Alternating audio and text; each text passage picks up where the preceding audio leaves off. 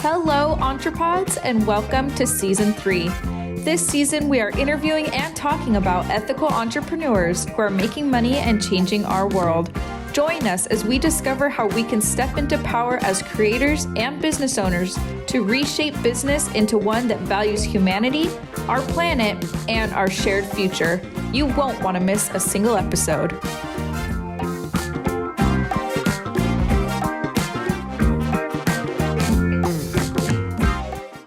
Core of ethical entrepreneurship is the valuing of humanity, our planet, and our future. And the real successful people, and I've met people who seemed very successful, and everyone's like, oh my God, they're so rich. They own this, absolute miserable. And then I've seen other people who aren't in the news, who are equally, if not more so, financially successful, and they are living absolute lives of abundance, but you just never hear about them. And you never hear about them on purpose.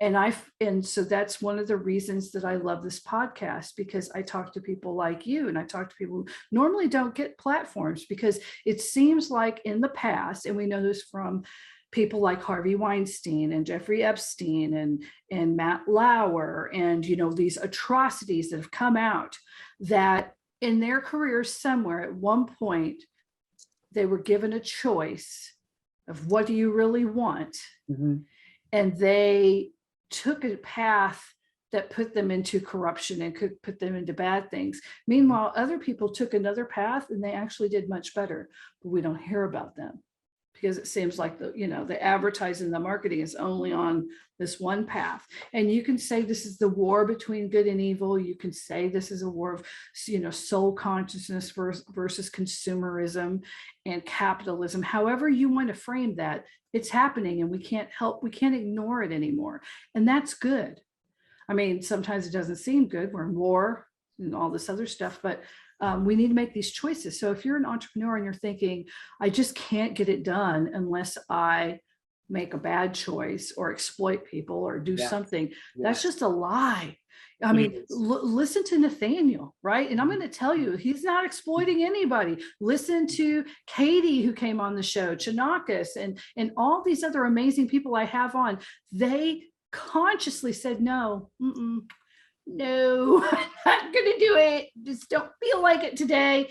And all of a sudden, when they dedicated themselves and committed to it fully, to I'm going to do this and do it, then all of a sudden doors starts opening and people start and resources come in. It's incredible. So tell me a little bit about that for you. What you share is so powerful, because it's such an alluring trap. One of my teachers called arrogance a sweet poison. And it is a form of arrogance, in my opinion, to think that we can win by stepping on other people. And I actually believe that's the dark side, the shadow side of the masculine energy of and not just male energy, which we live in a business is highly male oriented, or has been traditionally, we can say. But the downside of that is it's actually taking a strength, and we'll talk about this, you and I actually, we're going to talk about this later, but it's taking the strength of what the male energy can do, which is overcome obstacles, which get results, produce results, it's the shortest line, it's the shortest distance between two lines is like linear, it's like pointed, it's the phallus, actually. If that you very direct and succinct. And if you get in the way, I'm going to crush you. I'm going to get over. I'm going to step on you, and I'm going to crush. Like that's the dark side of an immature masculine energy, right? And that is celebrated and incentivized in modern systems, because we just saw that on an award show.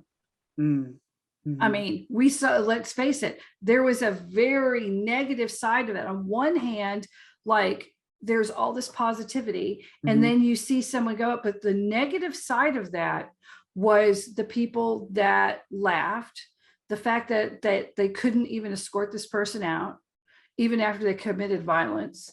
And the fact that when they went on and won an award and they let them win the award, and then people clapped and cheered.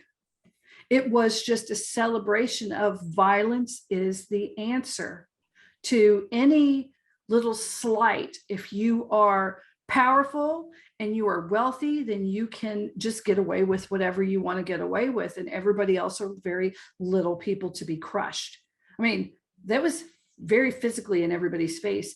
And that is that was the scream, a dying scream of an old world and an old system and an old culture that is on its way out. And I love what you said. It's on its way out. Oh, yeah, it is. We as a collective are actually changing. And this is actually why one of the reasons I find myself working with more women than men, but I do work with a few brave men who want to do this. But what I find, like 90% of the people who come to do the work and heal themselves are women, for at least in my experience with my clients.